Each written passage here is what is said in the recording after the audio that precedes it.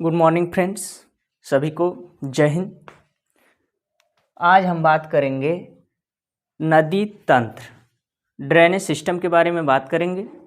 क्या होता है, कई दिनों से मैसेज आ रहा था कि नदी तंत्र पे वीडियो बनाइए, तो नदी तंत्र के बाद नदी का भी वीडियो बनाएंगे। भारत में कितनी नदियां हैं, हिमालय से बहने वाली कौन नदियां हैं, पठारी भागों से बहने वाली कौन नदियां, सभी का वीडियो आएगा। चलिए जान लेते हैं क्या है नदी तंत्र। तो नदी तंत्र क्या होता है? तो नदी तंत्र विकास एवं उनके प्रवाह मार्ग से है। नदी तंत्र का संबंध किससे है? तो नदी तंत्र के विकास एवं उनके प्रवाह मार्ग से है। इससे इस बात का अध्ययन किया जाता है कि नदियों के प्रवाह मार्ग पर वहाँ की संरचना का प्रभाव पड़ा है कि नहीं। अर्थात स्थल के उत्थान के कारण नदियों ने अपना मार्ग बदल लिया अथवा स्थल को काट काट के आज भी प्रवाहित हो रहे हैं। इसे होता है ना, आरा वाली मशीन है और उसमें आरा ऐसे चल रहा है। आरा वाली मशीन देखे होंगे, उसमें कांटा लगा रहता है, ऐसे चल रहा है। पता चला यहाँ से हम लकड़ी का बोटा उठा रहे हैं, एक लकड़ी का बोटा उठा रहे हैं, ये उठाते जा रहे हैं, इसको काटे जा रही है, काटते काटते अपने स्थान पे ही बह रही है। लकड़ी का बोटा भले इतना उठ जाए लेकिन इसको काट दे, इसको काट दे। तो भले ही सतह का उत्थान हो, अब उस नदी ने उस सतह को काट दिया कि नहीं काटा, इसकी जानकारी मिलती हमें नदी तंत्र से। तो काल लिख देंगे, तो लिख लेना, नदी तंत्र के विकास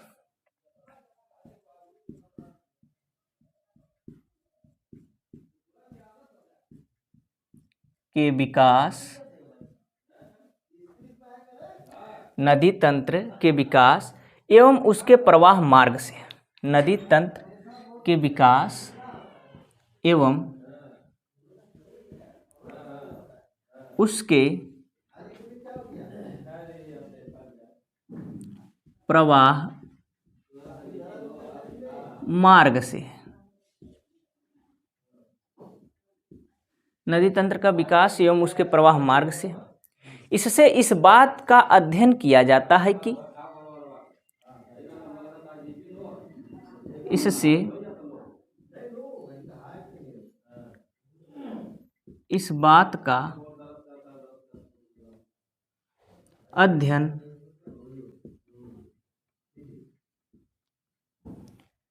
किया जाता है कि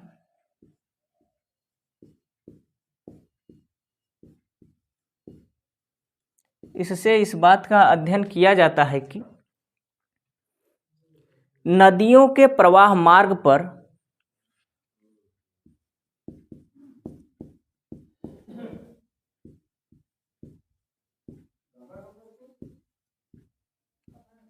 नदियों के प्रवाह मार्ग पर वहाँ की संरचना पर प्रभाव पड़ा है कि नहीं। पर वहाँ की संरचना पर प्रभाव पड़ा है कि नहीं। अर्थात स्थल खंड के उत्थान के कारण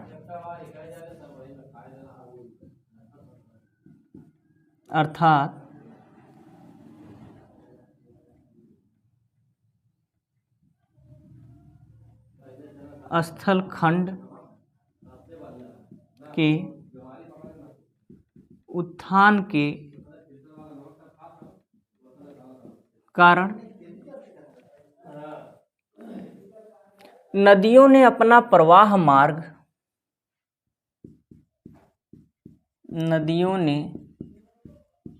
अपना प्रवाह मार्ग बदल लिया है या नहीं। ठीक है, बदल लिया है या नहीं। तो स्थल को काट के प्रवाहित हो रही है कि नहीं हो रही है, इसी सब की जानकारी मिलती है नदी तंत्र में। चलिए आ जाते हैं नदी तंत्र या अपवाह तंत्र। तो नदी तंत्र की यदि बात किया जाए अपवाह तंत्र की इसके, तो ये दो तरह के होते हैं। एक होता है क्रमवर्ती सरिता, एक होता है अक्रमवर्ती सरिता। एक होता है क्रमवर्ती सरिता और एक होता है अक्रमवर्ती सरिता। अंतर क्या है? जो नदियां प्रादेशिक ढाल का अनुसरण करते हुए प्रवाहित होती हैं या बहती हैं उसे क्रमवर्ती सरिता कहते हैं। जो नदियां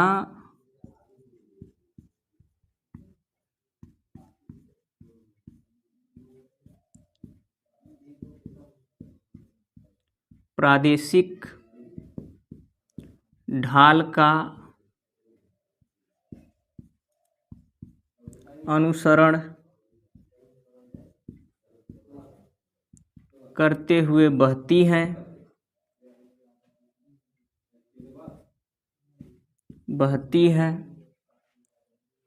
या प्रवाहित होती है उन्हें क्रमवर्ती सरिता। और क्या अक्रमवर्ती क्या है? जो नदियां प्रादेशिक ढाल का अनुसरण नहीं करती, जो नदियां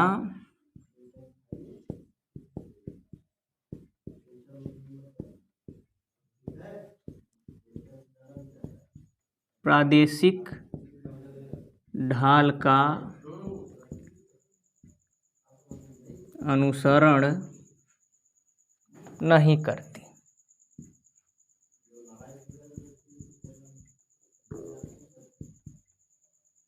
प्रादेशिक ढाल का अनुसरण नहीं करती, उन्हें यह क्रमवर्ती सरिता कहते हैं। एकदम सिंपल सी बात। ठीक, जो प्रादेशिक ढाल का अनुसरण करेगी या किसी स्थल के भाग के ढाल का अनुसरण करके बहेगी तो उसे क्रमवर्ती सरिता, और जो नदियाँ प्रादेशिक ढाल का अनुसरण करते हुए नहीं बहती है उसे अक्रमवर्ती सरिता कहेंगे। चलिए अभी प्रादेशिक ढाल क्या होता है देखिए। एक सतह बनाए हम ऐसे, इधर ए साइड लिख दिया, इधर बी साइड लिख दिए। तो नदी यदि यहाँ से स्टार्ट होगी तो जाहिर सी बात है ए से बी की ओर प्रवाहित होगी।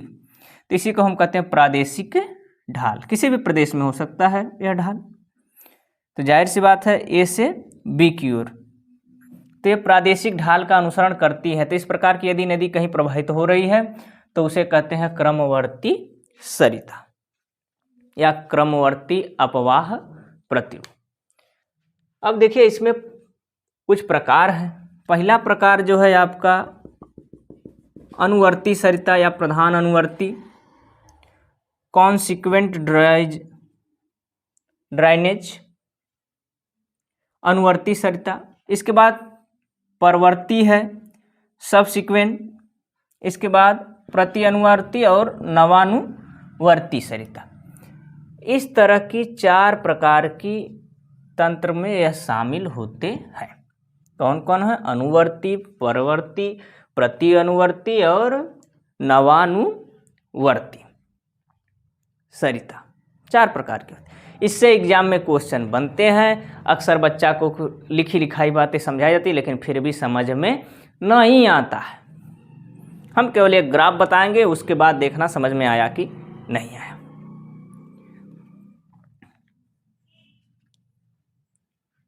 कमेंट सेक्शन में बताते रहिए। चलिए इधर देखिए, यह एक ठो हमने नदी ली, ऐसे चल रही है नदी। तो प्रधान अनुवर्ती नदी है, ढाल का अनुसरण करते हुए इसी तरह से बह रही है। इसे हम कहते हैं सबसे मुख्य नदी। ठीक है, प्रधान है, इसी को हम क्या कह सकते हैं? मुख्य नदी। मुख्य नदी। ठीक,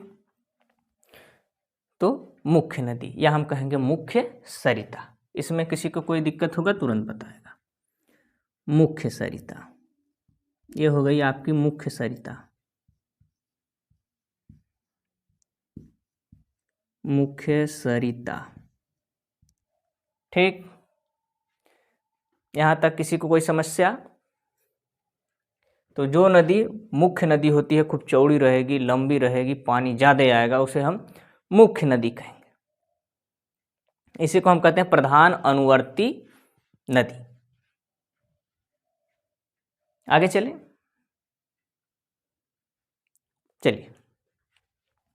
आगे चलते हैं। कह रहा है परवर्ती सरिता। परवर्ती सरिता। अब इस नदी में, ये जो मुख्य नदी है, ऐसे ये मुख्य नदी है, यह मुख्य नदी है,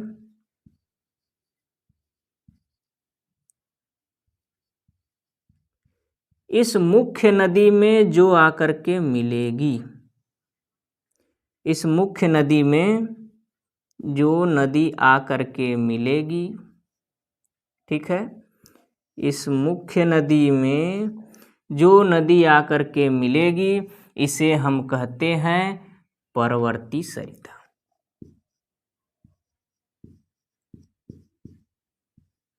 परवर्ती सरिता। ठीक है, इसी को हम क्या कहते हैं?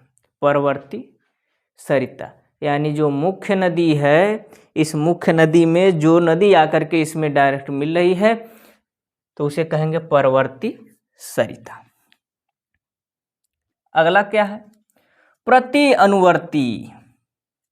ठीक है, तो आपकी एक तो थी तो यह अनुवर्ती, यानी इसी ये वाली आपकी अनुवर्ती है ना, मुख्य नदी अनुवर्ती। अब देखो, इसी के जस्ट विपरीत में यदि कोई इसमें आकर के ऐसे मिले,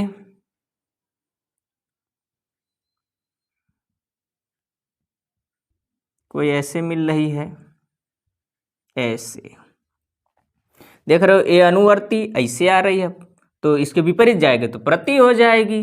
तो इसी को हम कहते हैं प्रति अनुवर्ती सरिता। इसे हम क्या कहेंगे? प्रति अनुवर्ती सरिता। ठीक है, प्रति अनुवर्ती सरिता।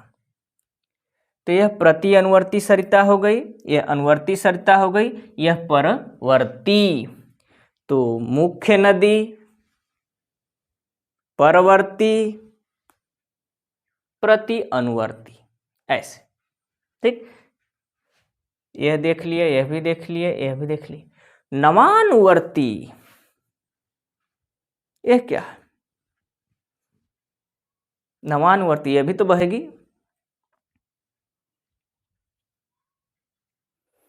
तो क्या समझना? प्रधान नदी से दूर, ये जो तुम्हारी मुख्य नदी, प्रधान नदी, अनुवर्ती, प्रधान नदी से दूर, इसी के समानांतर, प्रधान नदी से दूर मुख्य नदी के समानांतर बहने वाली नदी को नवानुवर्ती कहते हैं। किसे कहते हैं? प्रधान नदी से दूर, इसी के समानांतर बह रही है, इसे हम कहेंगे नवानुवर्ती।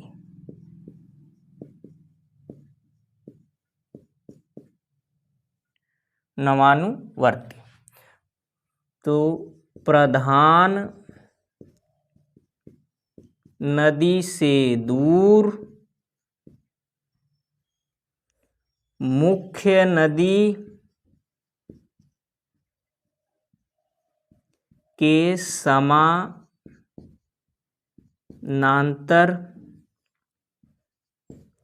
बहने वाली नदी को अनुवर्ती नहीं कहते, क्या कहेंगे? नवानुवर्ती। क्या कहेंगे? नवानुवर्ती। नवानुवर्ती, नवानुवर्ती नदी कहते हैं। एकदम सिंपल सा, ठीक है।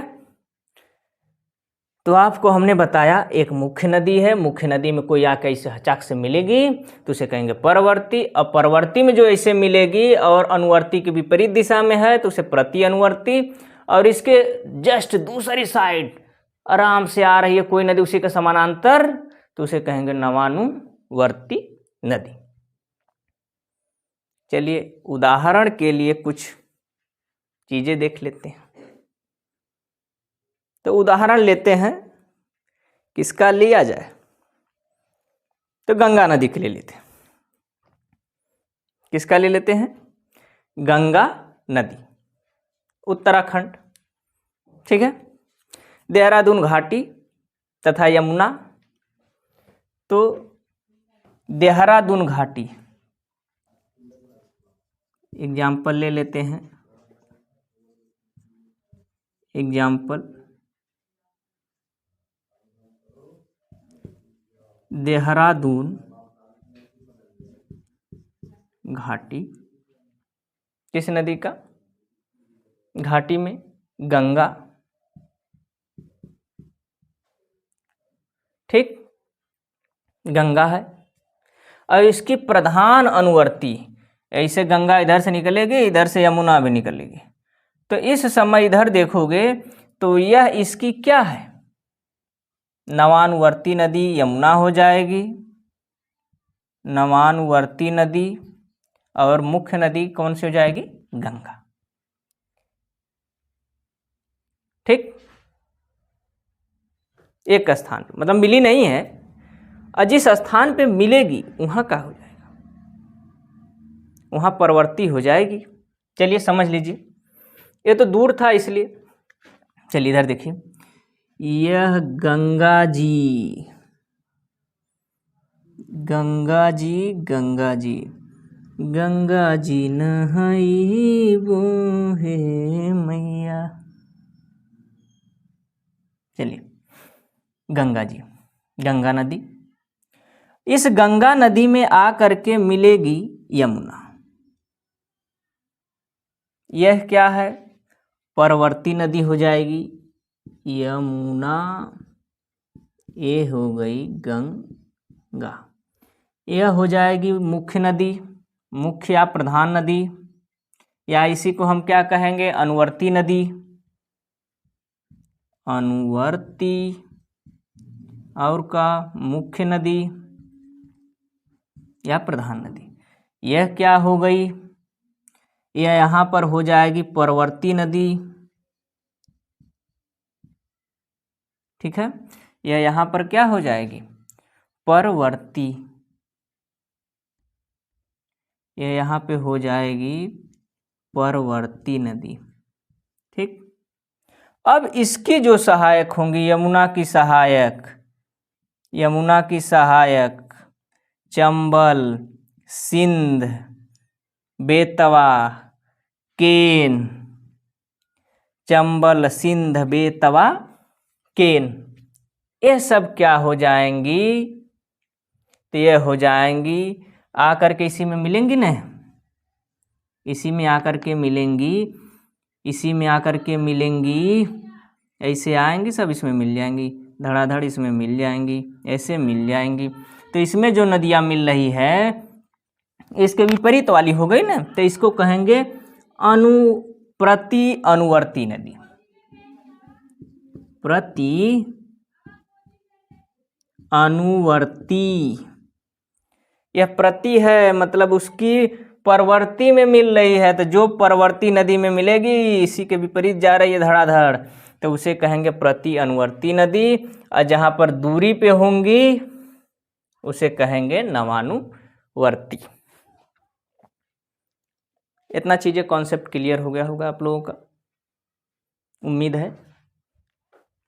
आगे देख लेते हैं, अक्रमवर्ती सरिता जो नदियां प्रादेशिक ढाल का अनुसरण नहीं करती। तुम कितना ही पर्वत शीश उठा लो, हम तुमको काट देंगे, झुकने वाले नहीं। इसमें भी दो प्रकार का होता है, एक होता है पूर्ववर्ती सरिता या पूर्वानुवर्ती, और एक होता है पूर्वारोपित या अध्यारोपित।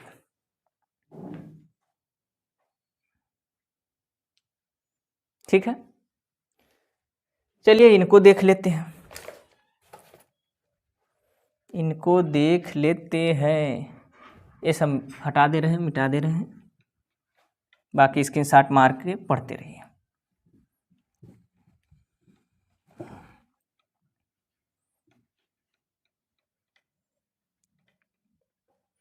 चलिए इसको देख लिया जाए, क्या नाम है इसका?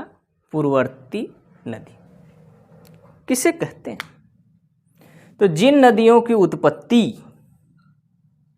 स्थल खंड के निर्माण के पहले हो गया था, जिन नदियों की उत्पत्ति स्थल खंड के निर्माण से पहले हो गया था, उन नदियों ने अपना प्रवाह मार्ग को बदला नहीं, स्थल खंड को काट काट के बहती रही। स्थल खंड के काट काट के क्या कर रही? बहती रही।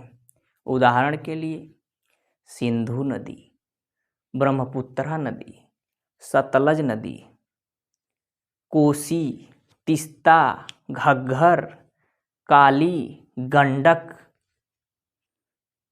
आदि नदियाँ इस तरह के उदाहरण हैं जो उत्थान होने के बाद भी उसको काट काट के आज भी बहती हैं। यानी स्थल खंड के उत्थान से पहले भी थी, आज भी है। तो इन सब को नदियों को हम कहते हैं पूर्ववर्ती नदी या पूर्वानुवर्ती नदी, यानी स्थल खंड के पहले से ही हैं। तो जिन नदियों की उत्पत्ति स्थल खंड के निर्माण से पहले हुई है, जिन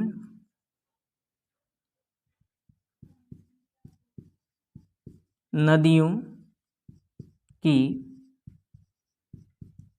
उत्पत्ति स्थल खंड के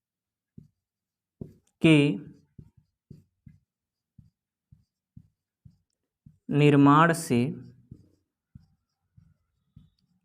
पहले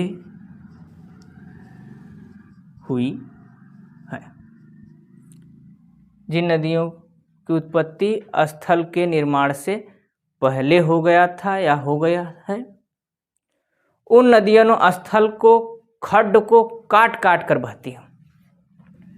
पहले हो गया था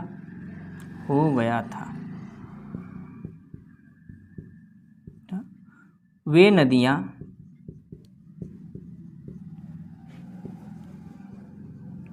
स्थल खंड को खड्ड में काट काट कर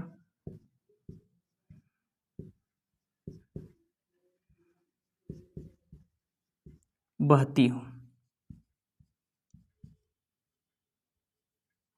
हो, उन्हें हम कहते हैं पूर्ववर्ती सरिता या पूर्वावर्ती। दूसरा है पूर्वारोपित या अध्यारोपित।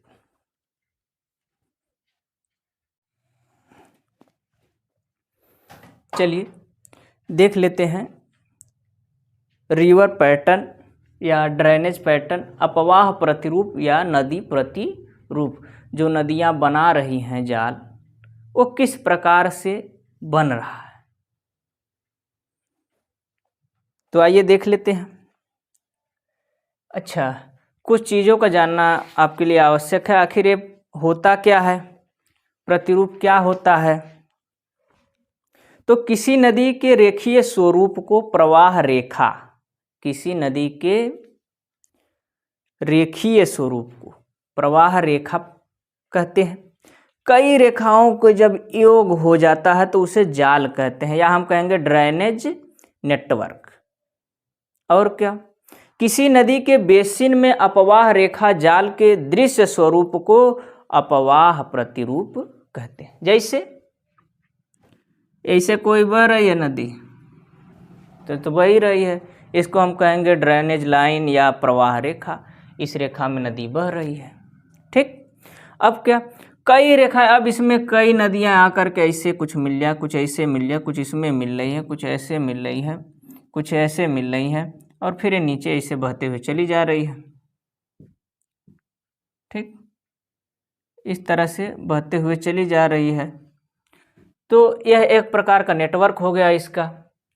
लेकिन नेटवर्क एक बेसिन में होगा, किसी चट्टानी संरचना की सतह पर होगा। ठीक है, किसी चट्टानी संरचना के सतह पर हो रहा है, किसी चट्टानी संरचना के एक घाटी में बनते हुए दिखाई पड़ रही है। इसी को कहते हैं हम अपवाह प्रतिरूप। की किस प्रकार का भूभाग ऊपर से देखने पर दिखाई देता है, उसी को हम कहते हैं नदी बेसिन है। वह बेसिन क्या दर्शा रही है, अपवाह प्रतिरूप। कितना चीजें समझ गए होंगे। चलिए देखते हैं, एक है आपका पादपाकार, वृक्षाकार या द्रुमानुमा प्रतिरूप। पादपाकार, वृक्षाकार या द्रुमानुमा प्रतिरूप का होता है तो वृक्षाकार होगी। और क्या एक चीज इसमें है कि एकदम टहनियों की तरह निकले रहेंगे। जैसे एक कोई नदी है, ठीक है, कोई मुख्य नदी है,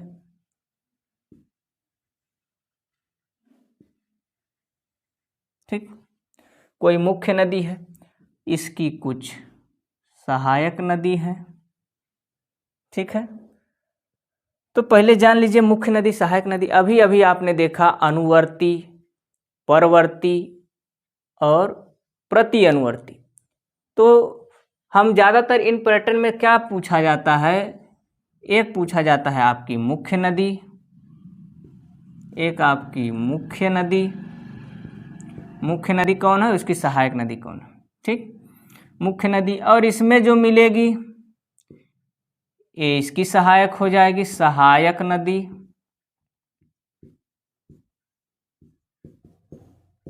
और जो इस सहायक में भी मिल जाएगी, सहायक की सहायक नदी, सहायक की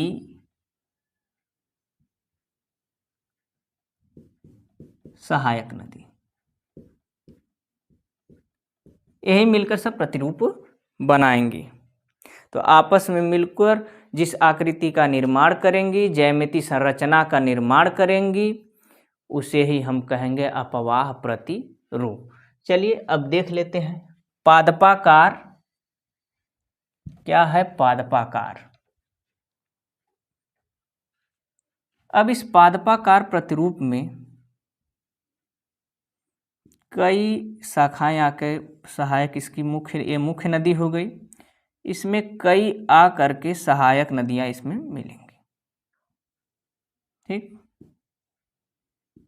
सहायक नदियां मिलेंगी। लेकिन इन सहायक नदियों के भी कई सारी छोटी छोटी नदियां होंगी।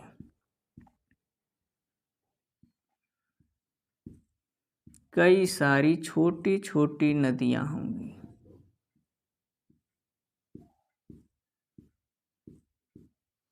इन सहायक नदियों की भी कई सारी छोटी छोटी नदियां होंगी। देख रहे हो, पूरा टहनी की तरफ है। तो इस प्रकार के अपवाह प्रतिरूप को हम लोग कहते हैं पादपाकार या वृक्षाकार या द्रुमाकार प्रतिरूप। एग्जाम्पल के लिए गंगा नदी, सिंधु नदी, गोदावरी नदी, कृष्णा नदी, महानदी। गंगा नदी, सिंधु नदी, गोदावरी, महानदी, न बहुत है। ठीक है, गंगा नदी, सिंधु नदी, गोदावरी नदी, महानदी, बगलिया महानदी पहुँचो तो कृष्णो ले लो, कृष्णा नदी।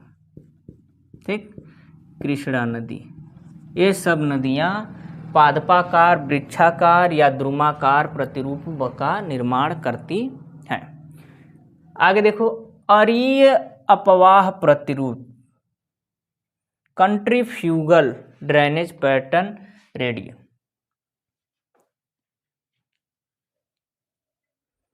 तो यह क्या है? अरीय। जब देखते हो कि किसी एक ही बिंदु से कई सारे नदियां निकले, भल्लाल देव का आपने गदा देखा होगा, उस गदा में देखोगे कि यह कोई बिंदु है, उसमें से कई सारे तीर निकले हुए हैं, ऐसे ऐसे ऐसे ऐसे भल्लाल देव है। तो कोई ऐसा स्थान, तब कहते हैं अरी अरी। तो इसीलिए इसका नाम अरी है कि ऐसा जगह जहां से कई सारी नदियां एक ही स्थान से कई दिशाओं में बहने लगे, तो उसे कहते हैं अरीय अपवाह तंत्र। तो ऐसा स्थान चाहे ऊंचाई पे हो या किसी झील से निकलता हो, जो ऊंचे ही होंगे, ज़्यादातर ऊंचे ही होंगे, उसी स्थान से कई शाखाओं की ओर नदियां बहेंगी, कई दिशाओं की ओर नदियां वहीं से निकलेंगी, एक ही स्थान से कई नदियां निकलेंगी यहाँ। तो इसे कहते हैं अरीय अपवाह तंत्र। कहाँ कहाँ जगह है? तो दक्षिण अमेरिका में जाओगे तो ब्राजीलियन उच्च भूमि,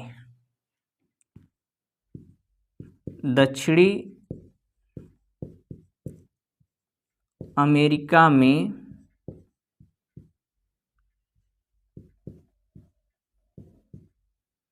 ब्राजीलियन उच्च भूमि, ब्राजीलियन उच्च भूमि। और कहाँ? इथोपिया की उच्च भूमि, इथियोपिया एक देश है, इथियोपिया की उच्च भूमि, इथियोपिया की उच्च भूमि। और का आल्प्स की उच्च भूमि,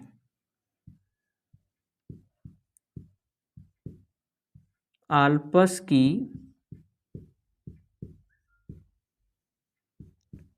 उच्च भूमि। और क्या? अमरकंटक शिखर,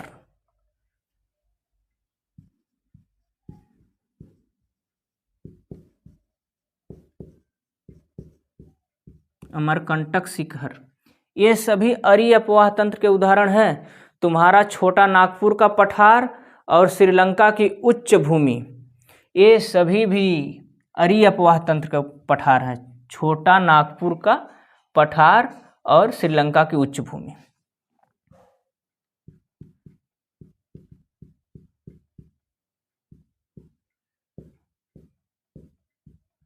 श्रीलंका की उच्च भूमि, ये सब के सब अरीय अपवाह तंत्र के एग्जाम्पल हैं। इसमें किसी दो राय नहीं है, ये सब अरीय अपवाह तंत्र के उदाहरण है। एक ही स्थान से कई सारी दिशाओं में नदियां प्रवाहित होती हैं। तो एक बिंदु जहां से सभी निकले, भल्लाल देव का गदा की तरह। अब दूसरा है अभिकेंद्रीय। एक ठो कह दिया कॉन्ट्रीफ्यूगल, एक ठो कह रहा है कि कॉन्ट्रीप्रिटल, मतलब अंदर ले रहा है। तो ऐसा जगह या स्थान जहां कई सारी नदियां आकर के इसमें अपना पानी गिरा है। ठीक है। जब किसी सेंटर पर किसी जाल के रूप में नदियां आकर के उसी स्थान पर गिराती हैं, एक ही बिंदु है, चुंबक है, इधर से खींचे चले आओ, खींचे चले आओ, इधर से खींचे चले आओ, और इसमें आके सब अपना जल गिरा देती हैं। तो इसे कहते हैं अभिकेंद्रीय अपवाह प्रतिरूप। ऐसा स्थान जहां नदियां, कई सारी नदियां कई दिशाओं से आकर के एक ही बिंदु पर अपना सारा जल गिराती हैं, उसे कहते हैं अभिकेंद्रीय अपवाह प्रतिरूप। तो ऐसी झील होंगी, कोई ऐसा जगह होगा, झील होगा, वहीं पर सब गिराएंगे। तो कौन कौन से झील हैं ऐसे? तो चाड झील, चाड झील में 4 नदी पानी गिराती है, चाड झील। और क्या है, अरल सागर, चाड झील एग्जाम्पल है, ठीक है। और क्या है, अरल सागर है,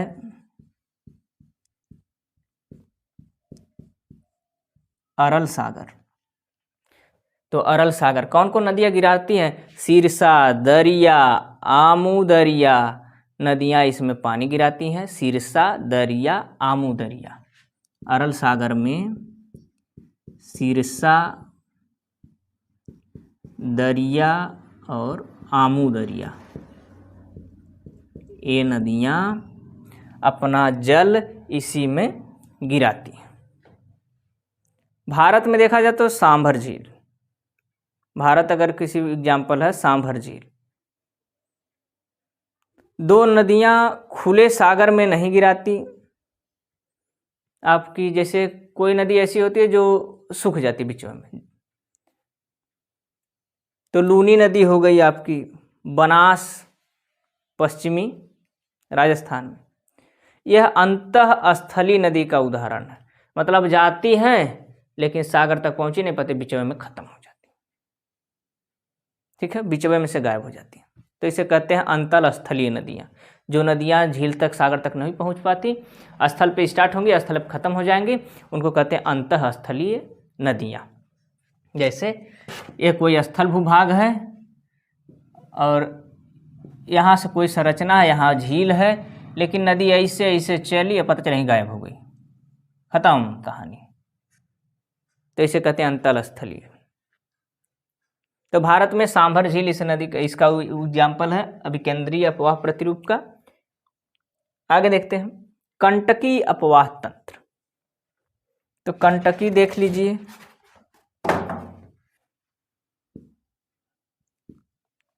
कंटकी का मतलब क्या है कि ब्रेक लगा देना है, ठीक है। कंटकी तो इस क्या कर देती है, ब्रेक लगा देती है। कंटकी का मतलब क्या है कि जैसे ही कोई आवे तब तक कांटा चुभा दो, तो थोड़ी सी रुक के निकालने, अरे आ गया कहाँ से। तो उसी तरह से कुछ नदियाँ ऐसी होती हैं कि ऐसे आ रही थी बेचारी, इधर जाना है ऐसे, ठीक है, ऐसे जाना है, तब तक पता चला